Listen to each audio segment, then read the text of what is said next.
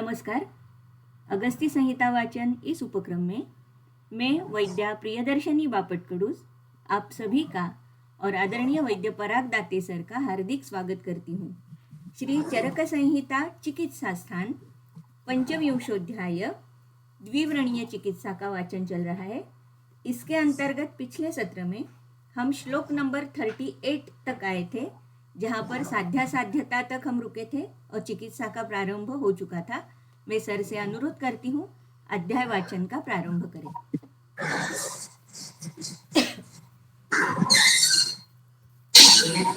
गादिरोवान सतदान शक्तान शेषकाय प्रसुदान शेषान औत्सुक महारदान जघन योगो विद्याय नमस्ते।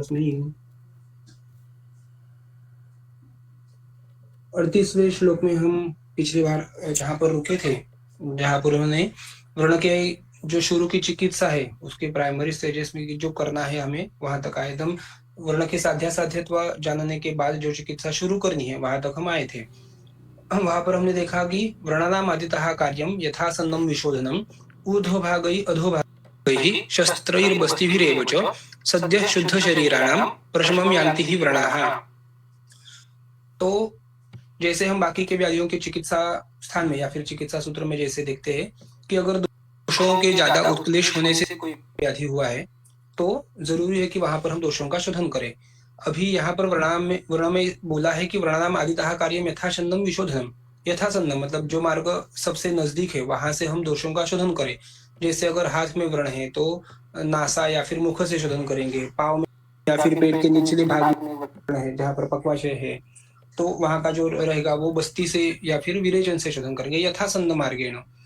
और कई चिकित्सा सूत्र हमें अलग अलग संहिताओं में ऐसे मिलते हैं। जैसे हमने पिछली बार एक सूत्र देखा था कि अधोभाग ही विशेषण ऐसे जो वर्ण है शरीर के अधोभाग में रहने वाले, अधोभाग में होने वाले ऐसे वर्णों में, और जो मारुत प्रधान वात प्रधान ऐसे वर्ण है तो वहां पर बस्ती देनी चाहिए। तो यही चिकित्सा सूत्र जो यहाँ पर बताया है वो वहीं पर भी अप्लाई होता है कि वर्णानाम आदितः कार्यम यथासन्नम विशोधनम।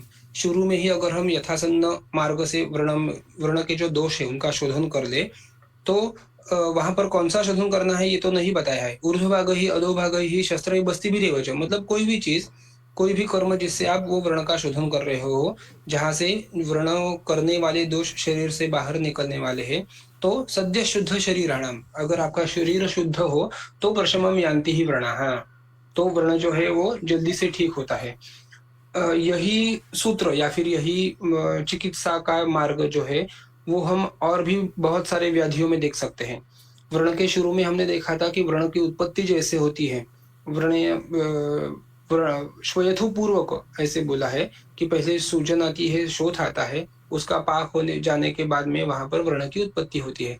तो व्रण की और शोफ की संप्राप्ति बहुत सिमिलर चलती है, तो जाहिर है कि उनकी चिकित्सा भी बहुत सिमिलर रहेगी। शोध की संप्राप्ति में या शोध की चिकित्सा में भी हम ऐसा देख सकते हैं कि वहां पर अपतर्पण करने के लिए बोला है। अगर सुश्रुत में हम पढ़ते हैं वहां पे तो बोला है अपतर्पणम एवं सर्ववर्णानाम आद्य उपक्रमः प्रधान्यतमः सामान्यतमश्च, कि सभी प्रकार के शोधों में अपतर्पण यही प्रधान उपक्रम रहेगा और सामान्यतम सभी शोधों में हम उसको यूज कर सकते हैं। तो यहाँ पर जैसे बोला है कि शोध के लिए भी हम ये अपतर्पण के अंदर जो भी चिकित्सा उपक्रम आते हैं उसमें से शोधन चिकित्सा कर सकते हैं। हमने कुष्ठ में भी देखा है कि वहां पर भी इसी प्रकार का चिकित्सा सूत्र आता है कि वहां पर हमें कुष्ठ का शोधन करना है। वो शोधन की फलश्रुति बोली है वहां पे कि शोधन करने के बाद हमें क्या करना है और शोधन से क्या लाभ होता है। तो वहां पर बोलते हैं कि ये लेपाः कुष्ठानाम युज्यन्ते निर्हृतास्त्र दोषाणाम, ये चिकित्सा चरक चिकित्सा का ही चिकित्सा सूत्र है। ये लेपाः कुष्ठानाम युज्यन्ते निर्हृत अस्त्र दोषाणाम संशोधिताशयानाम सद्य शुद्धिर भवेत् तेषाम। मतलब अगर कुष्ठ में हमें कुछ बाह्य उपक्रम करने हैं, जैसे लेप लगाना है या फिर उद्वर्तन करना है, कोई तेल लगाना है, तो ये उपक्रम करने से पहले जरूरी है कि आप उसका पहले शोधन करवा ले, रक्त मोक्षण जैसा रक्त शुद्धि भी करवा ले। और ये करने के बाद अगर आप कोई बाह्य उपक्रम उसमें कर रहे हो, लेपन जैसा या फिर उद्वर्तन जैसा, तो उससे संशोधिताशयानाम सद्य सिद्धिर भवेत् तेषाम, आशय शोधन होने के वजह से और वहां पर जो प्रभुत मात्रा में दोष रहेंगे वो निर्हरण करने के बाद अगर आप लेप जैसी कोई चीज यूज कर रहे हो बाह्य उपक्रम, तो उसकी सिद्धि बहुत जल्दी होती है। यही चिकित्सा सूत्र हमें यही काम हमें यहाँ भी मिलता है। निज वर्ण में हमने देखा था कि पहले शरीर में दोष दुष्ट रहते हैं। जरूरी नहीं होते कि वो सिर्फ जहां पर वर्ण वस्तु है, जहां पर वर्ण हुआ है, वो एक ही जगह पर उनका प्रकोप हुआ है। निज वर्ण में पूरे शरीर में दोष दृष्टि होती ही है। तो वर्ण के ठीक होने के लिए जो कि शाखा में स्थित है या फिर बाह्य मार्ग में स्थित है, तो उसकी शुद्धि होने के लिए अभ्यन कोष्ठ का शोधन होना और दोषों का वहां से निकलना भी जरूरी है। एक हमें और एक सूत्र ऐसा मिलता है सुश्रुत संहिता में कि कौन से वर्ण जल्दी जल्दी ठीक नहीं होते, कौन से वर्ण क्रोच्र साध्य या फिर असाध्य होते हैं। तो वहां पर एक चीज उन्होंने बताई है कि जिनका कोष्ठ अच्छे से शुद्ध नहीं रहता।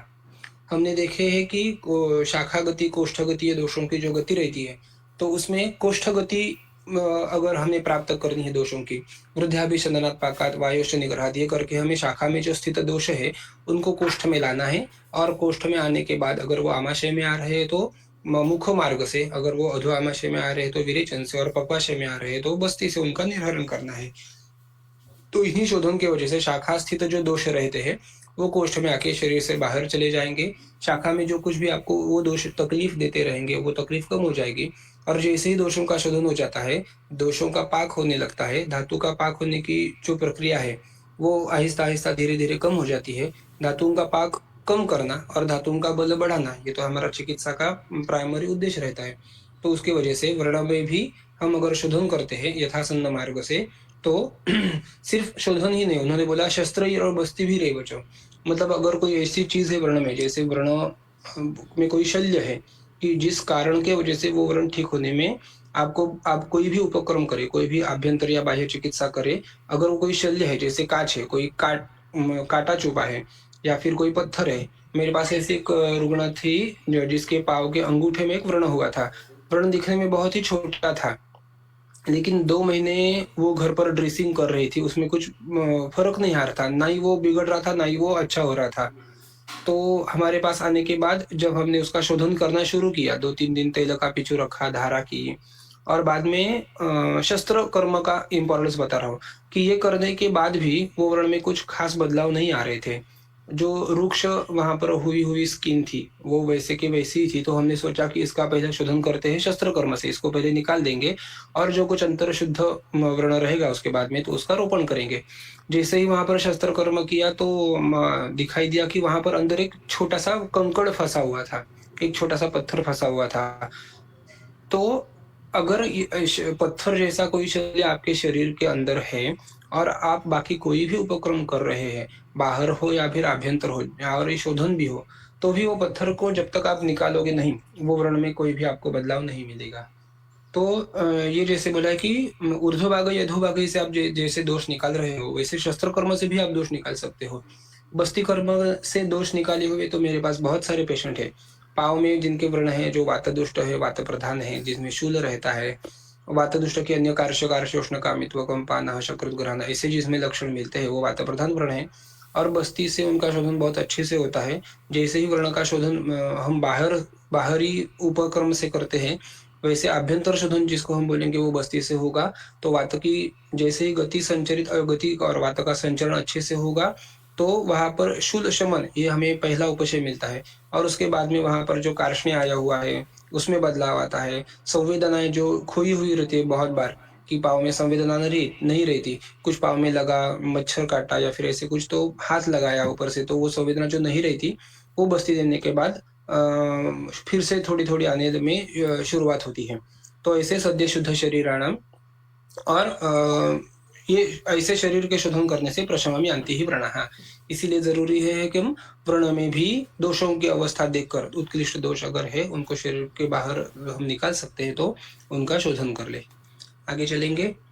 यथाक्रमम् अतश्च ऊर्ध्वं शृणु सर्वान् उपक्रमान् शोफग्नं षड्विधं चैव शस्त्रकर्म अवपीडनं निर्वापणं ससन्धानं स्वेदः शमनमेषणं शोधनौ रोपणीयौ च कषायौ स प्रलेपनौ द्वे तैले तद्गुणे पत्रं छादने द्वे च बन्धने भोज्यम उत्सादनम दाहो द्विविधा सवसाधनः काठिन्यमार्दव करे धूपन आलेपने शुभे वर्णावचूर्णनम वर्ण्यम रोपणम लोमरोहणम इति षट्त्रिंशदुद्दिष्टा प्रणानाम समुपक्रमाः। जो कि हम बहुत फर्स्ट सेकंड ईयर से पढ़ते आ रहे हैं सुश्रुत में, जो वर्ण के षष्ठी उपक्रम बोले उन्होंने, उसमें तो सभी उपक्रमों का अंतर्भाव किया जाता है। मतलब षष्ठी उपक्रम छोड़कर और किसी की व्याधि, कोई भी व्याधि के लिए और कोई उपक्रम बचा ही नहीं है। तो सारे उपक्रम जो है वो हम वर्ण में कर सकते हैं। वैसे ही अभी यहाँ पर हमें मिलते हैं 36 उपक्रम जो है हमें वर्ण में करने हैं। चरक ने जो बताया है वो अलग अलग उपक्रम यहाँ पर जो है पहले उन्होंने लिस्ट आउट कर दिया कि हमें आगे जाकर, पहले आप शोधन कर रहे हो तो उसके बाद में आगे जाकर आपको क्या क्या करना है। तो ये 36 उपक्रम उन्होंने जो बोला है वो हम करेंगे। ये उनकी अभी शोफग्न कर्म करेंगे वहां पे।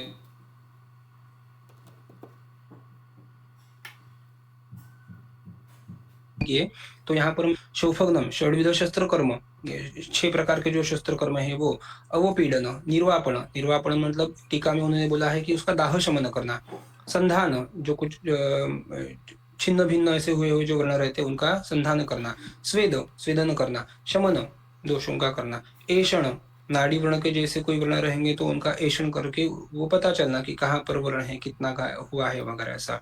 शोधन रोपणीय ये जो प्रकार बताइए वो कषाय और लेपन के। तो लेपन के शोधन प्रकार, कषाय के शोधन प्रकार, द्वे तैल और घृत ये जो बोले हैं उनके भी शोधन और रोपण के लिए हम यूज कर सकते हैं।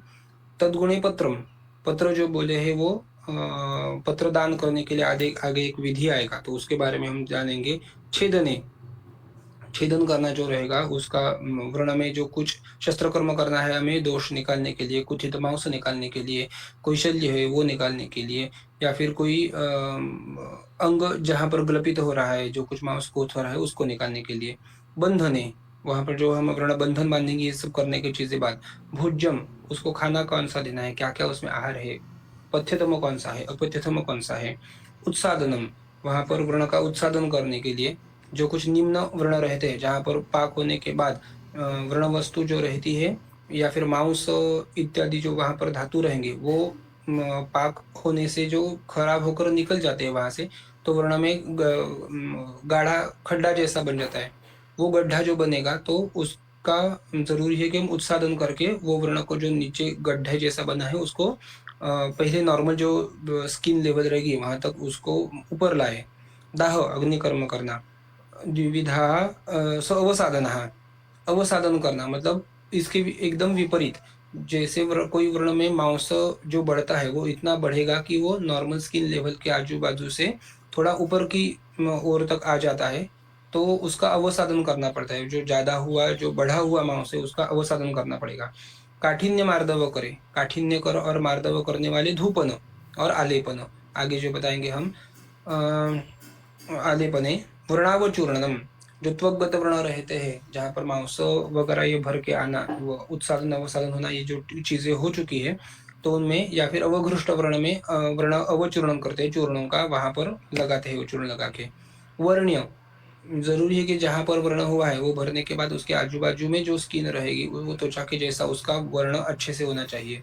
अगर अग्निदग्ध वर्ण है या फिर कोई बहुत पुराना वर्ण है तो वो जैसे जैसे भरते जाता है तो वहां पर बहुत बार सफेद या फिर कृष्णवर्णी ऐसा वैवर्ण्य हो जाता है, उससे वो वर्ण अच्छा नहीं भरा है ये हमें पता चलता है।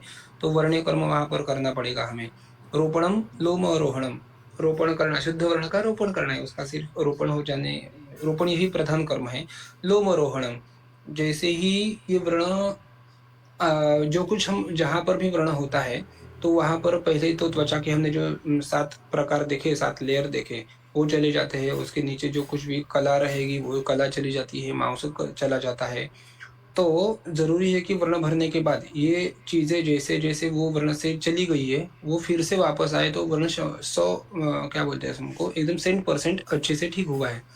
इसी लोमों का वहां पर रोम निकलना वो वर्ण से फिर से वहां पर लोम तैयार होना, ये सबसे आखिर में या फिर सबसे लास्ट बताई हुई और सबसे इम्पोर्टेंट बात है, जहां से हमें पता चलता है कि व्रण में कोई भी खराबी नहीं है, ये व्रण पूरा अच्छे से उसका रोपण हो चुका है। इति षट्त्रिंशत् दृष्टा व्रणानां समुपक्रमः, ये ऐसे षट्त्रिंशत् 36 उपक्रम हमने बताए। तो इसी के बारे में आगे हर एक चीज के बारे में आगे थोड़ा थोड़ा एक्सप्लेन करेंगे। तो आगे पढ़ेंगे। पूर्व रूपम भिषक बुद्ध्वा व्रणानां शोफमादितः रक्तावसेचनं कुर्यात् अजातव्रणशान्तये शोधयेत् बहुदोषांस्तु स्वल्पदोषान् विलङ्घयेत् पूर्वं कषायसर्पिभिर्जयेद्वा मारुतोत्तरान्। पूर्व रूपम भिषक बुद्ध्वा, ये हमने पिछली बार भी देखा था कि वर्ण की जो उत्पत्ति है वो श्वेथु के शोध के वजह से होते हैं। वहां पर श्वेथु के जो 3 प्रकार हम देखते हैं वर्ण शोध में कि आम शोफ, पच्चमान शोफ और पक्व शोफ। जैसे ही वो पक्व होगा उसका भेदन करना है या फिर पाटन करना है, और जो कुछ पुय वगैरह निर्मित अंदर जो हुई है उसको बाहर निकाल के वर्ण की आगे चिकित्सा करनी है। संहिताओं का या फिर हमारा अप्रोच पहले ऐसा होना चाहिए कि वहां पर वर्ण की निर्मित ही ना हो। अगर एक बार हमने जान लिया कि ये शोथ है, जो वर्ण शोथ है ये अभी अपक्व है, जैसे कोई भी विद्रधि आता है जिसको मराठी में गळू बोलते हैं, तो शुरू में थोड़ा सा गांठ जैसा एक कोई जगह पर बन जाएगा, उसमें दर्द उत्पन्न होगा। दर्द होने के बाद वहां पर जलन होगी, गर्म होगा, धीरे धीरे ये चीजें बढ़ती जाती है। वो शुरू में आम शोथ रहता है। अगर वो पच्चमान हुआ तो यही सभी प्रकार है वो ज्यादा बढ़ते हैं, रोगी को बुखार आता है, दर्द बहुत ज्यादा होता है, वो जहाँ पर वो विद्रधि होता है वो बहुत गर्म, हमें हाथ से पता चले इतना गर्म वो जगह हो जाती है, और उसके बाद में पक्व हो जाने के बाद व्रण की निर्मित होती है। तो ये धातुपाक की अवस्था है। एक बाजू से अगर हम देखें तो ये धातुपाक होते होते होते होते अवस्था आगे चली जाती है। तो धातुपाक होना ये शरीर के लिए किसी भी कोण से अच्छी बात नहीं है। अगर कोई व्याधि है तो वहां पर दोषों का पाक होना चाहिए, ना कि धातु का पाक। धातु का पाक अगर छोटा सा भी हो रहा है तो शरीर का बल कम हो जाता है, और वो धातु पाक फिर से ठीक करने के लिए शरीर के लिए ज्यादा समय लगता है। तो संहिताएं हमें बताती है कि अगर आपको ऐसा कोई शोथ दिखाई दे रहा हो जो अभी आम है या फिर अभी पच्चमान अवस्था तक नहीं पहुंचा है, तो आप उसके लिए ऐसा काम करो। पूर्व रूपम भिषक बुद्ध्वा व्रणानां शोफमादितः, ये वर्ण का पूर्व रूप है। ऐसा शोथ आना, ये आम शोथ रहना, वहां पर शूल, ज्वर, औष्ण्य आदि जो कोई लक्षण है, तो ये लक्षण होना ये पूर्व रूप है। वहां पे आदितः पहले से आप क्या करें, रक्तावसेचनम कुर्यात् अजात वर्ण शांति, जो वर्ण अभी तक हुआ ही नहीं है अजात वर्ण, तो उसकी शांति के लिए, मतलब जो वर्ण अभी नहीं हुआ है वो आगे चलकर भी ना हो, इसीलिए रक्तावसेचनम कुर्यात्, इसीलिए वहां पर आप रक्त मोक्षण कर दो। बहुत बार हम ये पढ़ते हैं कि व्याधि होने के बाद कौन सा उपक्रम करना है, व्याधि के उपद्रव के लिए कौन सा उपक्रम करना है, तो व्याधि के और कुछ जो अवस्था आएंगी उसमें कौन सा उपक्रम करना है। लेकिन शुरू में ही बोला कि जो व्याधि अभी तक हुआ ही नहीं है, जो व्रण अब तक हुआ ही नहीं, उसकी चिकित्सा के लिए ये सूत्र आता है। ये शोफ की चिकित्सा में भी हम पढ़ सकते हैं, इसी प्रकार का सूत्र हमें मिलता है कि अजात वर्ण शांत, ये जो वर्ण हुआ नहीं है, जो अभी दोषों का पाक, धातुओं का पाक वहां पर नहीं हुआ है, अगर हम रक्तमोक्षण वहां से यथासन्न मार्ग से करते हैं, सिरावेद करते हैं या फिर जदव का लगाते हैं, या फिर अगर रक्तमोक्षण करने के लिए प्रच्छान जैसा कोई कर्म करते हैं, तो उससे होता यह है कि वहां पर जो कुछ भी दोष संचिति हुई होती है, रक्त उष्ण है, रक्त और पित्त का आश्रयाश्रय भाव है, यह सब चीजें हम जानते हैं। तो रक्त मोक्षण से वो कुछ जो दोष रहते हैं वो बाहर निकल जाते हैं। जैसे ही दोष बाहर निकलेंगे उसकी पाक होने की जो अवस्था है वो रुक जाती है। अगर पाक नहीं हुआ तो उसमें व्रण नहीं होगा। तो इसीलिए पूर्व रूप, वर्ण के पूर्व रूप में जहाँ पर शोथ आया है, ऊष्मा दिख रहा है, लालिमा दिख रहा है, वेदना हो रही है अनेक प्रकार की, वहां पर ग्रंथि जैसा कुछ उत्पन्न हुआ है, तो ऐसे शोफ में आदितः सबसे पहले ही हमें करना चाहिए कि रक्तावसेचनम। हाँ, तो ऐसे करने से व्रणों की उत्पत्ति नहीं होती। शोधयेत् बहुदोषांस्तु, ये भी हमने देखा है कि वहां पर शोधन भी करना है, लेकिन कौन से अवस्था में, बहुदोषांस्तु।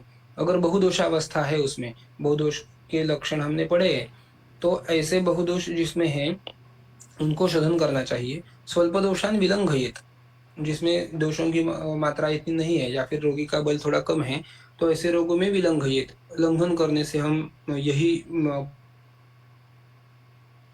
पाचन कर सकते हैं। ये सभी प्रकार के पाचन तो विलंघन करके भी उनका पाचन कर सकते हैं। पूर्वम कषाय सर्पी भीरवा जयेवा मारुतोत्तरान। बहुदोष जैसे रहेंगे, जैसे हम बोलेंगे कफ दोष, कफ प्राय दोष जो रहेंगे व्रण में या फिर शरीर में, तो उनका शोधन कर सकते हैं। स्वल्प दोषान विलंघयित, जैसे पित्त प्रधान कोई दोष रहेंगे जो कम मात्रा में है, जिनका पाचन पित्त की वजह से बहुत जल्दी होगा, तो उनके लिए आप सिर्फ लंघन करने से भी हो सकते हैं। और या फिर मारुतोत्तरान, अगर वात प्रधान दोष है शरीर में, तो कषाय या सर्पिरवा, उनको कषाय पान या सर्पी पान ऐसे करके भी हम उनका शमन कर सकते हैं। ये इसका मीनिंग है। जरूरी नहीं कि हर कफ प्रधान दोष हो तो ही उनका शोधन करें। बहुदोष प्रायः ऐसे होता है कि बहुदोष रहेंगे तो वो कफ प्रधान अवस्था ज्यादा रहती है, इसीलिए कफ प्रधान अवस्था में शोधन, पित्त प्रधान अवस्था में लंघन और वात प्रधान अवस्था में उनको दोषों का पाचन करने के लिए कषाय और सर्पी पान ये हम कर सकते हैं। न्यग्रोध उदुम्बर अश्वत्थ प्लक्षवेतस वल्कलैः ससर्पिष्कै प्रलेपः स्यात् शोफ निर्वाहणापरम। ये अभी जो पहले बताया कि शोफग्नम कर्म शुरू में जो बोला था, तो ये शोफग्न कर्म ही उनका चल रहा है कि पहले तो हमने देखा कि रक्त मोक्षण करेंगे, नहीं तो लंघन पाचन करेंगे, और आगे जाकर लेप बताया उन्होंने कि न्यग्रोध उदुम्बर अश्वत्थ प्लक्ष वेतस वल्कलैः, हमने सब जानते हैं इनको क्षीरी वृक्ष बोलते हैं। क्षीरी वृक्ष जो रहते हैं वो स्थिर गुण के रहते हैं, कषाय रस के रहते हैं, स्तंभन करने वाले रहते हैं, शीत रहते हैं, शीत वीर्य में रहते हैं। तो ये सभी शीत जो द्रव्य है ऐसे वाले, और उनका रक्त पर विशेष काम है। जो जो कुछ पंचवल्कल है, अगर हम उनकी छाल निकालते हैं और देखते हैं तो वो रक्तवर्णी भी रहती है, तो जाहिर है कि उसका काम रक्त पर ज्यादा होगा, और वो शीत गुण से युक्त है, तो रक्त को शीत करने का गुण में ज्यादा रहता है। उष्णता कम करने के लिए उनका उपयोग अच्छी तरह से होता है पित्त के लिए। तो ऐसे जो वृक्ष है न्यग्रोध उदुम्बर अश्वत्थ प्लक्ष वेतस, और उनकी वल्कल, वल्कल मतलब छाल। आगे जाकर हमें एक ऐसा भी सूत्र मिलेगा कि आपके शरीर के जिस भाग के लिए आपको औषधि का उपयोग करना है, जैसे अभी यहाँ पर शोफ है, शोफ में रहेगा कि हमारे दोष जो है वो रस, रक्त और मांस तक सीमित है। तो पंचवल्कल जो है उनके त्वक, जिनका हम लेपन हमारे त्वक पर करेंगे, तो हमारे त्वक पर लेपन करने के लिए उनकी त्वक लिए, तो दोनों त्वक सामान्य होने की वजह से उसका जो कर्म रहेगा, उसकी जो एक्शन रहेगी द्रव्य की, वो बहुत जल्दी होती है, बहुत फास्ट होती है। हम एक जो सद्यो वर्ण के अलग अलग प्रकार आते हैं उसमें आया है अवघृष्ट वर्ण, अवघृष्ट वर्ण, या फिर हमें आगे चल के एक वर्णावचूर्ण देखना है, तो उसमें भी जो आपके वर्ण वस्तु बोले है त्वक आमेश शिरा स्नायु, तो त्वक ये जो आशय है व्रण का, अगर उसमें हम इन्हीं वनस्पतियों का त्वक इस्तेमाल करते हैं तो उसका काम बहुत जल्दी से होता है। तो ऐसे ही पंचवल्कल के त्वक लेनी है, और ससर्पिष्क ही उसमें सर्पी घृत मिलाना है। ससर्पिष्क ही प्रलेपः स्यात् शोफ निर्वाहणापरम। तो ये अगर हम लेप लगा रहे हैं, जाहिर है कि ये लेप हमें शोधन के बाद ही करना है, जैसे रक्त मोक्षण है या फिर लंघन वगैरह करके, तो उसके बाद में शोभ का इस्तेमाल करना है, ये लेप का इस्तेमाल हमें करना है। यही लेप हम वाग्भट सूत्रस्थ, वाग्भट उत्तर तंत्र में भी पढ़ सकते हैं। इसी द्रव्यों का ऐसा ही लेप है, न्यग्रोध उदुम्बर अश्वत्थ प्लक्ष वेतस वल्कलैः ससर्पिष्क को, हाँ जो ऐसा जो लेपा है वो बोला है दाह निर्वापणापरम, वो दाह कम करने के लिए सबसे श्रेष्ठ ऐसा बोला है। ये जो लेप है वो हमने काफी बार अभी तक यूज किया है। व्रण के शुरू की अवस्था में जहाँ पर व्रण शोथ है, वहां पर उसकी उष्णता, औष्ण्य जो कुछ भी रहेगा जिससे पाक हो रहा है वो धातु का, वो कम करने के लिए घी के साथ इस लेप का बहुत बार इस्तेमाल किया है। हमने हमारे कॉलेज में पढ़ते हुए भी हमारे जिससे हमने सीखा है, हमारी पद की मैडम, तो उनके पास सीए मतलब कैंसर की जो अलग अलग पेशेंट्स हमने देखे, तो उसमें कैंसर ओवरी या फिर सर्वाइकल कैंसर, वजाइनल कैंसर, ऐसे जो कैंसर है जहाँ पर रेडिएशन से पहले भी वो रक्त का स्थान होने की वजह से बहुत ज्यादा दाह ये लक्षण मिलता है, और शोथ तो रहता ही है, या फिर रेडिएशन के बाद भी दाह जैसे जो लक्षण है, दाह और राग जो शोथ में मिलते हैं, तो वो लक्षण वहां पर बहुत ज्यादा मिलते थे। तो ये लेप जो है पंचवल्कल और सर्पी घृत, तो पंचवल्क का सघृत लेप हमने उनमें भी बहुत ज़्यादा बार किया हुआ देखा है। वहाँ पर ज़रूरी होता है कि हमें आगे चलकर हम लेप में पढ़ेंगे कि अनुलेपः क्षणे क्षणे, हमने पित्त के उपक्रम में भी शायद वाग्भट में पढ़ा होगा कि क्षण-क्षण उपक्रम उनको करने पड़े हैं। जैसे ही हम उनको लेप लगाएँगे, वो लेप की वीर्य की वजह से वहाँ का जो शोथ का औष्ण्य रहेगा, वो जो जैसे-जैसे वो औष्ण्य पर काम करेगा, तो लेप का वीर्य जो है, वो थोड़ी देर बाद कम हो जाता है। तो फिर से ये लेप हमें वहाँ से निकालना है, पहला वाला जो लगाया हुआ वो लेप हटाना है और नया लेप वहाँ पर डालना है। ऐसे क्षणे-क्षणे मतलब पहला लेप लगाया, वो ठंडा उसकी ठंडक कम हो गई, औष्ण्य फिर से बढ़ने लगा, तो पहला लेप निकालेंगे, फिर से दूसरा लेप लगाएँगे। वो जैसे ही उसका काम हो जाता है, उसको निकालेंगे, फिर से तीसरा लेप निकालेंगे। ऐसे बार-बार, बार-बार हम उस पर लेप कर सकते हैं। क्योंकि यहाँ पर जो बोला हुआ लेप है, वो सुसर्पिष्क मतलब सघृत है, इसलिए वो सूख नहीं जाता। हमें जानकर ये बाकी चीज़ें ही वहाँ पर उसको निकालना होता है। अगर ऐसा कोई लेप है जिसमें आप घृत नहीं लगा रहे हो या फिर तैल नहीं लगा रहे हो, तो लेप लगाने के बाद वो थोड़ी ही देर में पूरा सूख जाएगा, वहाँ पर जो औष्ण्य रहेगा, वहाँ पर जो दोष रहेंगे उसकी वजह से।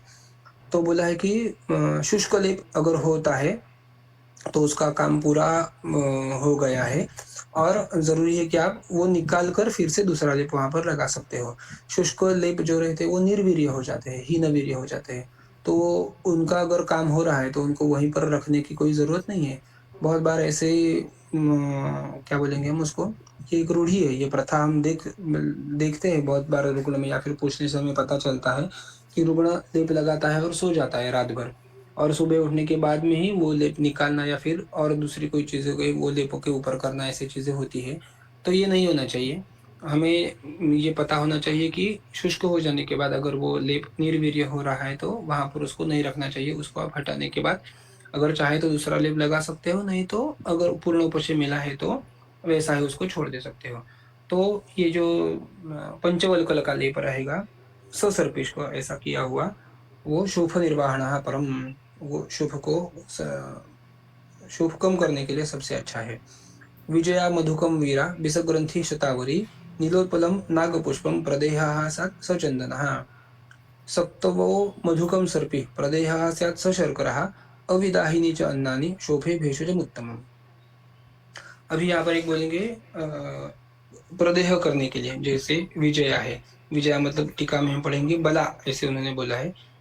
विजया मधुकम वीरा विषग्रंथि शतावरी नीलोत्पलम नागपुष्पम, सभी जो द्रव्य है वो पाचन करने वाले और उससे भी ज्यादा है कि शीत द्रव्य ऐसे है ये। बला तेल तो हम सब जानते हैं, तो वहां पर जो बला रहती है, अगर उसको मराठी में चिकना बोलते हैं। अगर आप बला का पौधा ले रहे हो, उसका आप अगर काढ़ा बनाओ या फिर उसको उसके टुकड़े कर दो और उसमें थोड़ा सा पानी डालो और वो अगर आप हाथ में लगा रहे हो तो उसमें स्लाइमी जैसा चिपचिपा ऐसा कुछ उसमें बल्ला में जो रहता है चिकना, जिसके वजह से उसको बोलते हैं मराठी में। तो ऐसा चिपचिपा जो अपन रहता है वो मारू तो वातघ्न के लिए सबसे अच्छा उसका कार्य रहता है। शीत रहता है, बला स्तंभन करता है, दोषों का स्तंभन करेगा, रक्त का स्तंभन करेगा, वात को बढ़ने से रोकेगा। तो ऐसी बला मधुकम, सब जानते हैं हम यष्टि मधु का इस्तेमाल कैसे कर सकते हैं इन सभी चीज़ों में, जो वर्ण शोधन करती है, वर्ण का रोपण करती है, वहाँ पर दाह जो रहेगा उसको कम करने के लिए यूज होती है। नीलोत्पलम मतलब साक्षात कमल है जो नील, उसमें से भी तो नील कमल जो रहेगा वो भी पानी में होता है, तो पानी का शीत संपर्क उससे ज्यादा रहता है, उसमें शीत गुण सबसे ज्यादा अच्छे से समाये हुए रहते हैं। पानी में और कीचड़ में रहने से उसका लेप अगर हम करेंगे तो दाह या फिर ये कम होने के लिए उसका अच्छे से इस्तेमाल हो सकता है। नागपुष्प हम सब जानते हैं, नागकेशर, तो वो जो होता है वो दीपन और पाचन दोनों करता है, रक्त पर उसका विशेष गामित्व है, सुगंधित द्रव्य है इसमें से बहुत सारे। तो ये जो लोग है वो पार्थिव जो है वो रोग, ये लेप पार्थिव और कषाय रस, जहाँ पर पार्थिव और वात, पृथ्वी और वात, ये जो दो महाभूत रहते हैं, तो वो इसमें ज्यादातर रहेंगे। उसका प्रदेह साथ सचंदन, हाँ ये तो हमारा हमेशा का द्रव्य चंदन हम जानते हैं। पिछली श्लोक में हमने देखा था वहां पर ससर्पिष्क ही प्रलेप करने के लिए बोला है, यहाँ पर जो बोला है वो प्रदेह करने के लिए बोला है। प्रदेप और प्रदेह में क्या भेद है हम जानते हैं। एक पतला रहेगा, एक मोटा रहेगा, एक अनुलोम लगाना है, एक प्रतिलोम लगाना है। प्रदेह से क्या होता है, वहां पे जो अंदर के अंदर जो दोषों का विलयन होने के लिए हमें ज्यादा काम में आता है प्रदेह। एक श्लोक शायद हमने ऐसा भी पढ़ा है, जो कि अष्टांग संग्रह के सूत्र स्थान में आता है, मात्रादि वर्ग में। श्लक्ष्ण पिष्टो घनो लेपः चंदनस्य अपि दाहकृत। हमें चंदन का लेप लगाना, ये चीज तो पता है, जो कि दाह कम करने के लिए हम यूज करते हैं, शैत्य लाने के लिए यूज करते हैं। लेकिन श्लक्ष्ण पिष्टो और घनो लेपः, अगर हम उसका श्लक्ष्ण पिष्ट हम कर रहे हैं और घन ऐसा लेप हम उस पर लगा रहे हैं, तो चंदनस्य अपि दाहकृत, तो होता है कि वहां पर चंदन के लेप लगाने से भी ऐसा दाह हो सकता है। तो वहां पर आगे उन्होंने उसकी ये किस चीज से होता है ये बताया है कि अगर हम बहुत श्लक्ष्ण पिष्ट किया हुआ चंदन का लेप लगाएंगे, तो रोमरंध्र वहां पर जो है, जहां पर हम लेप लगाते हैं, तो वो रोमरंध्र बंद हो जाते हैं। और जैसा उपनाह में काम होता है, वो रोमरंध्र बंद हो जाने के बाद, या फिर जैसे हेमंत और शिशिर ऋतु में हमारा अग्नि पर जैसे काम होता है कि बाहर के शैत्य की वजह से रोमरंध्र बंद हो जाके अग्नि वो अंदर ही अंदर जाकर अग्नि को संदूषित करता है, वायु। तो वैसे ही अतिश्लक्ष्ण पिष्ट किया हुआ चंदन का घन लेप लगाएंगे, तो वहां पे जो रोमरंध्र रहेंगे वो भी बंद हो जाएंगे और अंतर्दाह निर्माण करेंगे वहां पर। इसीलिए जरूरी है कि हमें इतना श्लक्ष्ण पिष्ट, बाजार से हम जो चूर्ण वगैरह लाते हैं, खरीदते हैं, तो बहुत बार ऐसे होता है कि वो चूर्ण कम और पाउडर जैसे ज्यादा दिखाई देते हैं, डस्टिंग ऐसे बोलते हैं उनको, जो उसकी जिस प्रक्रिया से वो बनाए जाते हैं, वो बड़े से पल्वराइजर में उसका चूर्ण किया जाता है, और उसको उसमें बाजू में एक छोटा सा ब्लोअर रहता है, जैसे फैन रहता है। वो फैन की हवा के वजह से इतना पतला, इतना बारीक सूक्ष्म हुआ जो कुछ चूर्ण रहेगा, वो हवा की वजह से दूसरी ओर तक लिया जाता है और वहां से उसको छानकर पैकिंग करके आगे भेजते हैं। तो इतना श्लक्ष्ण, जैसे पाउडर, टाल्कम पाउडर जैसा रहेगा, तो इतना श्लक्ष्ण चूर्ण अगर है तो लेप के लिए इस्तेमाल करने में थोड़ी सी दिक्कत है उसमें। अगर हम यही चूर्ण घर पर बनाते हैं, जैसे हमारे घर में अपना पेषणी रहेगी, खलवो रहेगा, या फिर मिक्सर भी रहेगा, तो उसमें इतना श्लक्ष्णत्व नहीं आता। अगर आता भी है तो वो बहुत कम मात्रा में आता है। तो सब चूर्ण मिलाकर उसकी कंसिस्टेंसी, और जो बाजार में हमें चूर्ण मिलता है तो उसकी कंसिस्टेंसी, ये जब आप खुद से देखोगे, खुद से महसूस करोगे, तो आपको पता चलेगा। इसलिए इतने श्लक्ष्ण चूर्ण हमें इसमें नहीं यूज करने हैं। सप्तवाह मधुकम सर्पी प्रदेहास्यात् सशर्करः। सत्तू जो हमें जानते हैं, सत्तू युवका जो रहेगा वो मधुकम सर्पी ही, और यष्टि मधु सर्पी, इसका भी प्रदेह सशर्करा। पित्त की बहुत सारी अवस्था में सशर्करा मतलब शर्करा का यूज करने के लिए ग्रंथ में निर्देश है। हमें ऐसा लगता है कि शर्करा सिर्फ खाने की चीज है, लेकिन एक्चुअल शर्करा ये सभी चीजों में बाह्य लेपन के लिए भी अच्छे से काम करती है। पित्तग्न्या सर्व शर्करा, ऐसे वाग्भट का एक सूत्र है कि सभी प्रकार की जो शर्करा है वो पित्तग्न होती है बाय डिफॉल्ट। तो हमने पिछली बार एक शायद केस देखी थी कि उसमें हमने उसका पाव में एक व्रण था, और उसमें दाह दाह जो रहता है वो बहुत ज्यादा था, दाह, और वहां पर औष्ण्य ये बहुत ज्यादा था। तो हमने इसी जो पंचवल्कल का क्वाथ बनाया और उसमें शर्करा ऐड की थी बस्ती देने के लिए, और उस चीज का बस्ती मतलब पंचबल क्वाथ और शर्करा, इसका बस्ती देने से उसके पाव का जो दाह था वो तुरंत कम हो गया। तो वैसे ही यहाँ पर सत्तू, मधुक, सर्पी और शर्करा इसके साथ में वहां पर प्रदेह करने के लिए बोला है। इसमें हम थोड़ा सा हमारी बुद्धि के हिसाब से इनका कैटेगराइजेशन कर सकते हैं। जैसे मधुक, सर्पी, सत्तू और शर्करा, ये चीजें जिसमें बोली है प्रदेह करने के लिए, वो ज्यादातर पित्त, कफ ऐसा उसके दोषों की स्थिति रहेगी। जिसमें प्रदेह ऊपर का जो बोला नीलोत्पल, शतावरी, चंदन ऐसे वाला है, वहां पर पित्त प्राधान्य ज्यादा रहेगा। वात प्रधान, सॉरी, प्रदेह जिसमें रहेगा वहां पर वात और पित्त का प्राधान्य ज्यादा रहेगा। और न्यग्रोध, उदुम्बर, अश्वत्थ, प्लक्ष, वेत, सबलकल ही उसमें ज्यादा से ज्यादा पित्त का डोमिनेंस रहेगा। इसीलिए वहां पर एकांतिक कषाय रस के या फिर स्तंभन करने वाले द्रव्य है। तो दोषों की स्थिति देखकर हम इसमें से यथा योग्य जो कुछ है प्रलेप या फिर प्रदेह, वो यूज कर सकते हैं। और आगे जाकर से एक आखिरी सूत्र बताया है कि अविदाहिनी च अन्नानि शोफे भेषजम उत्तमम। ये सभी चिकित्सा हम शोफ के लिए कर रहे हैं, व्रण के लिए कर रहे हैं, जो कि अभी तक उत्पन्न नहीं हुआ, मतलब व्रण भी पूर्वारूप में है, पूर्वावस्था में है, जो कि शोफ है।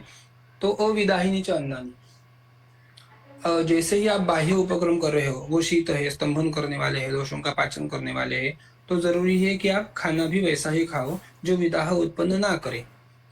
अगर आप विदाह उत्पन्न करने वाली चीज खाओगे तो उससे आपका पित्त बढ़ेगा, वात बढ़ेगा, और वो विदाह की वजह से दोषों का प्रकोप होके फिर से दोष पक्व धातुओं को पाक करने के लिए ज्यादा उद्युक्त हो जाएंगे। इसीलिए आपको जरूरी है कि अविदाही अन्न ऐसे आपको लेना है, जो विदाह उत्पन्न ना करे। सुश्रुत में या फिर वाग्भट में अगर हम पढ़ते हैं तो वहां पर उन्होंने एक नवधान्यादि करके एक वर्ग खाने के लिए पच्यतम बोला है व्रण के रोगी के लिए। नवम धान्यम तिलान माशान मध्यम मांसम अजांगलम क्षीरेक्षु विकृतिर अम्लम लवणम कटुकम त्यजेत यच्चान्यदपि विष्टंभि विदाहि गुरु शीतलम वर्गोयम नवधान्यादिर वर्णिनः सर्वदोषकृत।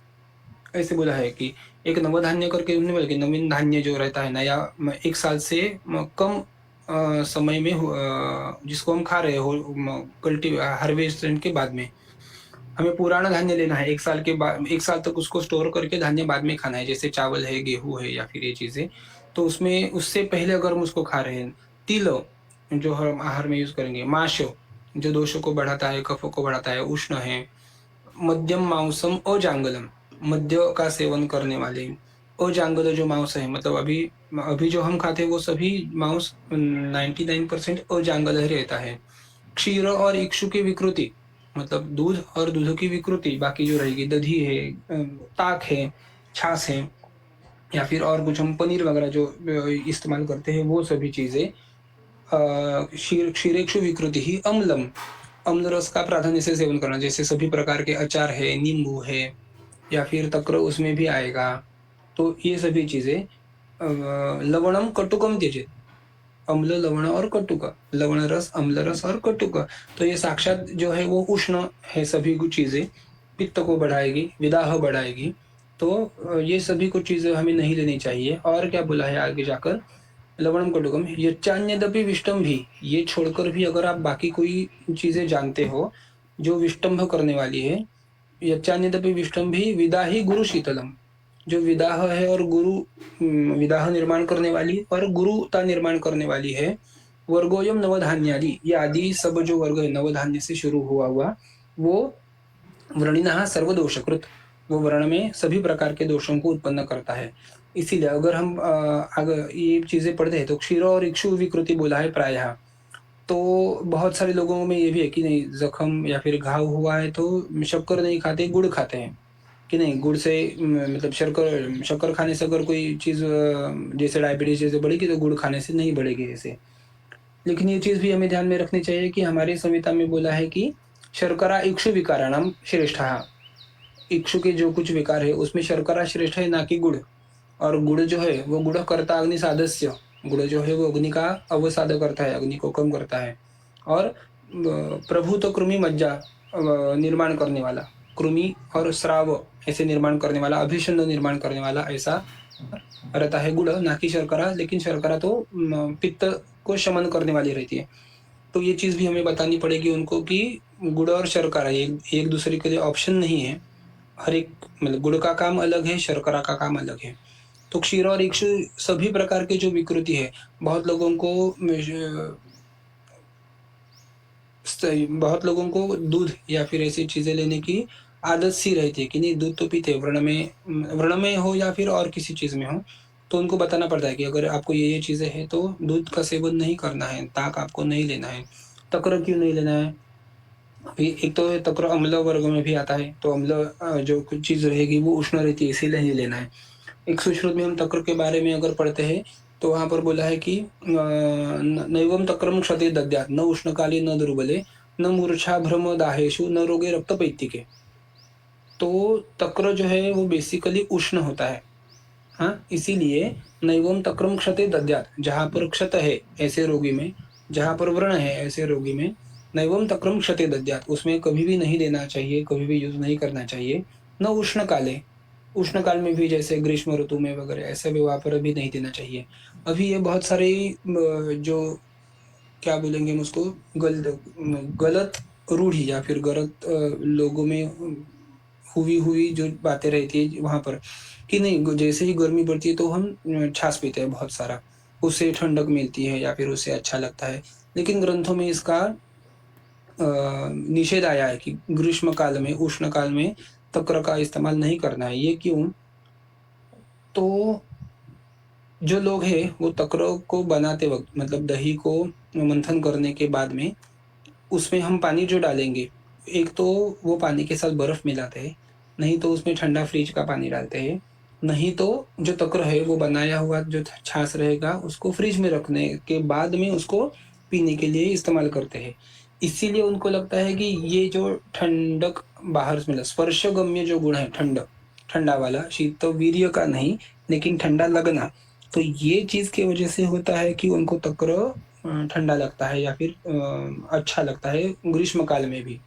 बेसिकली तो तक्र उष्ण ही है लेकिन। और एक क्षार के बारे में हमने शायद एक गुण पढ़ा था कि शुक्लत्वात् सौम्यः, सफ़ेद चीज़ें जो दिखने में सफ़ेद चीज़ें रहती है, वो शुक्लत्व की वजह से ही सौम्य दिखती है हमें। जैसे पित्त का रंग हमने देखा है लाल रंग है या फिर अलग-अलग रंग है जो बाकी कृष्ण और अरुण वर्ण छोड़कर। ये सभी पित्त के रंग है। तो उन रंगों की वजह से हम जान सकते हैं कि इसमें पित्त है, मतलब उसमें थोड़ा-सा औष्ण्य तो रहता ही है वो कलर्स में भी। तो वैसे शुक्ल रंग प्रायः शुक्लत्वात् सौम्यः, वो शुक्ल होने की वजह से ही सौम्य है। तो तक्रों में ये दोनों चीज़ें आती हैं। एक तो वो दिखने में शुक्ल है इसीलिए सौम्य लगता है और दूसरा जैसे बोला कि उसमें बर्फ आदि मिलाने से, उसको फ्रिज में रखने की वजह से पीने के वक़्त पर वो ठंडा लगता है। इसीलिए लोग ग्रीष्म काल में वगैरह तक्र का ज़्यादा सेवन करते हैं, जो कि हमें उनको ये समझाना है कि ग्रीष्म काल में तो आपको लेना है ही नहीं इतना ज़्यादा तक्र, और अगर नैवं तक्रम क्षते दद्यात्, क्षत जो आपको हुआ है, कोई व्रण हुआ है तो तक्र का सेवन आपको रोकना पड़ेगा।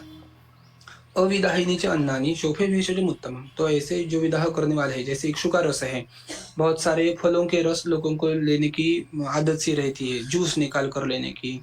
तो इक्षु के रस के बारे में तो वहां पर बताया है उन्होंने कि किंचित काले विधृत्याच विकृतिम याति यांत्रिकाः, कि यंत्र से निकाला हुआ जो इक्षु का रस हम सेवन करते हैं तो किंचित काले विधृत्याच मूलादि जंतु जगधादि पीड़ितात् मल संकरात्, वहां पर वो मूल आदि सभी जिसमें जंतु युक्त जो रहता है उसका यंत्र से निपीड़न करने से जो रस निकलेगा, तो हम जैसे ही उसको थोड़ी देर तक वैसे ही छोड़ देंगे तो पीडनान मल संकरात, वो मल संकर होने की वजह से किंचित कालम विधृत्याच विकृति में आती, थोड़े से देर ही उसको रखा तो उसमें विकृति आ जाती है। इसीलिए इक्षु रस का सेवन नहीं करना है। बाकी जो अम्ल द्रव्य जो कुछ फल रहेंगे, बहुत सारे फल का प्रायः रस अम्ल और मधुर ऐसा ही रहता है। तो बाकी सारे जूस जो कुछ भी पीते हैं लोग तो उनका सेवन हमें बोलना है कि अम्ल होने की वजह से या फिर उसमें विदाह करने वाला बर्फ वगैरह डालते हैं लोग, तो उसके वजह से इन सभी चीज़ों का सेवन नहीं करना चाहिए। ऐसे जो है तो शोफे भेषजम उत्तमम, इससे आपका शोफ ज़्यादा आगे नहीं बढ़ेगा और व्रण तक नहीं जाएगा, पूर्व रूप में ही उसकी चिकित्सा हो जाएगी। आगे चलेंगे। सचेद एवं उपक्रांतः शोफो न प्रशमं व्रजेत तस्योपनाहैः पक्वस्य पाटनम हितमुच्यते।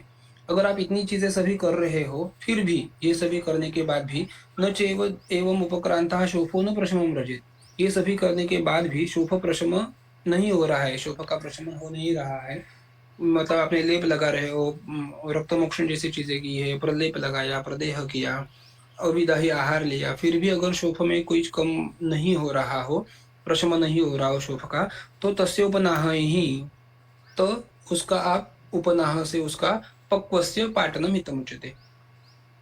शरीर की ये अवस्था आ रही है। शोधन के बारे में पढ़ते वक्त भी हमने ये सीखा है कि आप जैसे ही दोषों को शोधन करने के लिए, मतलब वमन विरेचन या वमन विरेचन के लिए प्रायः जैसे आप प्रयत्न करते हो, आप वो स्नेहपान करेंगे, स्नेहन स्वेदन बाद में उसका स्वेदन करेंगे, स्नेहन से दोष क्लीन हो जाएंगे, स्वेदन से दोष है वो द्रवीभूत होके शाखा से कोष्ठ में आने के लिए तैयार हो जाएँगे और आपकी शोधन द्रव्य जो आप कुछ देंगे वमन या विरेचन के लिए, तो वो वहाँ से उनको कोष्ठ में लाकर कोष्ठ से बाहर निकालेगा। अगर आप शुरू से ही आप क्या बोलेंगे उसको प्लानिंग करके चल रहे हो कि नहीं इसमें पहले हम वमन करेंगे या फिर इस चीज़ में हम विरेचन करेंगे ऐसे, तो होता कभी-कभी बार ऐसा ही है कि आप वमन के लिए उसको स्नेहपान करवाते हो, स्नेहन-स्वेदन तक चलता है, लेकिन दोषों की कोष्ठ में आने की जो उपस्थिति रहेगी, दोष शाखा से कोष्ठ में कहाँ पर आएँगे? तो ये कभी-कभी हमारा अंदाज़ गलती से मिस हो जाता है या फिर चूक जाता है या फिर होता ऐसा है कि दोष हमें तो लग रहा है कि इसमें वमन करेंगे, लेकिन उसमें कोई उत्क्लेश नहीं होता और उल्लास नहीं होता, पेट में भारीपन नहीं होता। उल्टा उसको पेट मतलब अधो आमाशय जिसको हम बोलेंगे, तो अधो आमाशय में गुरुता होती है, 2-3 बार लूज़ मोशन हो जाते हैं उसको और स्थिति ऐसी हो जाती है कि इसमें अगर हम वमन से अच्छा विरेचन करेंगे, तो वो ज़्यादा आसानी से हो जाएगा, ज़्यादा आसानी से वहाँ पर वो लागू हो जाएगा।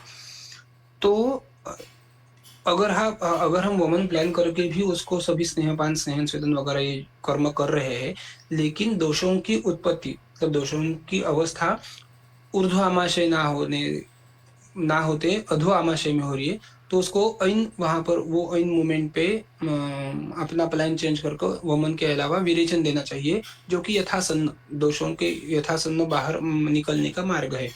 तो वैसे ही हम शोभ के लिए उपक्रम कर रहे हैं, उसमें प्रदेप किया, प्रदेह किया, शीत निर्वापन किया उसका, ये सभी चीज़ें कर रहे हैं, लेकिन रक्तावसेचन किया।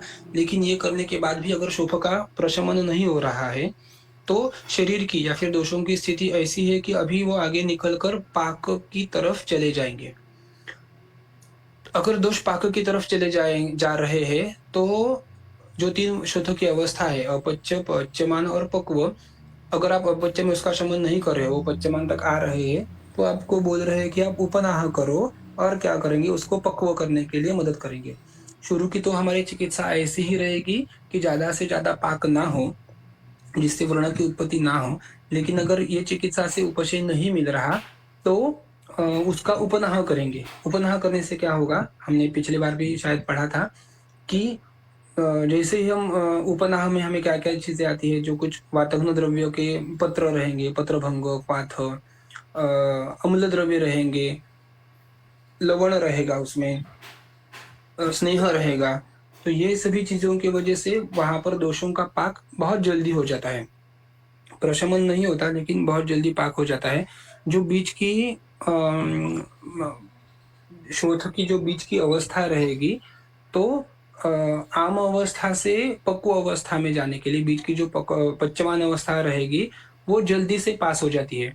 पच्यमान अवस्था में सभी रुग्णों के सभी जो लक्षण हैं, जैसे दाह होना, वेदना होना, गरम लगना, ये सभी बढ़ते हैं, तो उसमें ज़्यादा दिन आप मत वेस्ट करो। अगर वो तक म्हणजे पच्यमान अवस्था तक आ रहा है, तो आप उसमें उपनाह लगाओ, जिसको हम पोल्टिस बोलते हैं अपने भाषा में।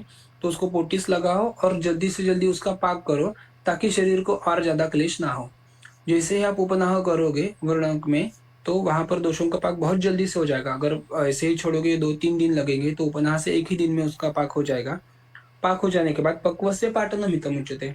अगर अंदर ही अंदर दोषों का पाक हुआ है, वहाँ पर जो मलिन दोष रहेंगे, मलिन धातु रहेंगे, जहाँ पर स्थान संश्रय हुआ है, उनका पाक हुआ है, तो वहाँ पर उपनाह करते ही वो पक्व हो जाएँगे। जैसे हमारे शोथ में या फिर जो विद्रधि रहेगा उसमें विद्रधि की उत्पत्ति हो जाती है, पूय निर्मिति हो जाती है, दोषों का पाक होने की वजह से। अगर वो पूय अंदर ही अंदर रहा, उपनाह करने से उसका अभी तक पाटन भेदन नहीं हुआ है, मतलब शोफ अंदर ही अंदर पका हुआ है। अगर आप उसको वैसे ही छोड़ दोगे, तो भी वो अंदर और थोड़ा-सा बढ़ता चला जाएगा। उनको और आजू-बाजू में प्रसर करने वाला हमने एक दोष पढ़ा था, कि अगर प्रसरी करने वाला जो व्रण है, तो वो को कष्टसाध्य हो जाता है, आगे-आगे बढ़ते जाने वाला। तो उन दोषों को वहाँ पर हमें मुख निर्माण करके देना है, उनका पाटन करके वो जो पक्व हुआ हुआ दोष है, उनको वहाँ से बाहर निकालना है। ये काम है यहाँ पर उपनः का। तैलेन सर्पिषा वापि ताभ्यां वा सप्तपिण्डका सुखोष्णा शोफपाकार्थम उपनः प्रशस्यते। तैलेन सर्पिषा वापि, तैल और सर्पी दोनों में से कोई भी लेकर, सप्तपिंड का, सप्तु जो हमारी ये सप्तु रहेगा, तो उसमें तैल या फिर घृत या फिर दोनों मिलाकर, यमक स्नेह मिलाकर उसका पिंड बनाना है, पिंड का, और उसको गर्म करना है, सुखोष्णा शोफपाकार्थम उपनः प्रशस्यते। पहले तो उपक्रम बताया, उसके बाद में उसके लिए आवश्यक द्रव्य बताया कि अगर पच्यमान अवस्था में हमें व्रण शोफ का पाचन करने के लिए, पक्व करने के लिए उपनाह करना है, तो तैल, जो कि साक्षात हम जानते हैं तैल है, उष्ण है, अगर जो कुछ दोष प्राधान्य रहेगा वो शोफ में, अगर वो पित्त प्रधान है तो अगर तैल से वहां पर तकलीफ होती है, भले हो पच्यमान अवस्था में हो, उसमें पक्व हो जाने के बाद व्रण होने वाला हो, लेकिन उसमें हम तैल लगाएंगे तो उसमें जलन या फिर व्रण की एक्चुअल साइज में बढ़ना, ये थोड़ी सी तकलीफ हो जाती है। इसीलिए वहां पर तैल नहीं, तैल से अच्छा घृत का इस्तेमाल करें। और सत्तु पिंड का, सत्तु जो है वो भी हमने देखी है, स्वेदन द्रव्य आया है, सत्तु जो रहेगी वो, तो वहां पर स्वेदन का काम अच्छे से होता है, दोषों का पाक करने का काम अच्छे से होता है। अगर दोषों की स्थिति के को जानकर आप तैल भी यूज कर सकते हो या फिर घृत भी यूज कर सकते हो, या फिर दोनों साथ में मिला के सत्तू उसमें डालकर उसको गर्म करना है, थोड़ा सा पानी डालकर, और वहां पर शोफ पाकार्थम, उस शोफ पर उसका उपनाह वहां पर बांध देना है। इससे क्या होगा, तो शोफ का पाक हो जाएगा, और अगर पक्व हुआ तो ऊपर बताया उन्होंने कि उसका पाटन करके अंदर के दोषों को हम निकाल देंगे। शायद लगता है मुझे अब आज यहीं पर हम रुकेंगे 50वें श्लोक तक। आगे जाकर हमें और कुछ उपनाह देखने हैं और उसके गुण भी देखने हैं। यस सर, बहुत बहुत धन्यवाद। वैष्णवी देशपांडे मैडम ने हैंड रेस किया था। Yes madam.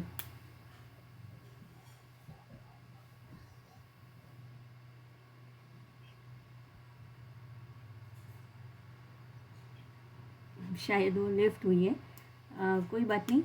और किसी को अगर कुछ प्रश्न है तो आप पूछ सकते हो।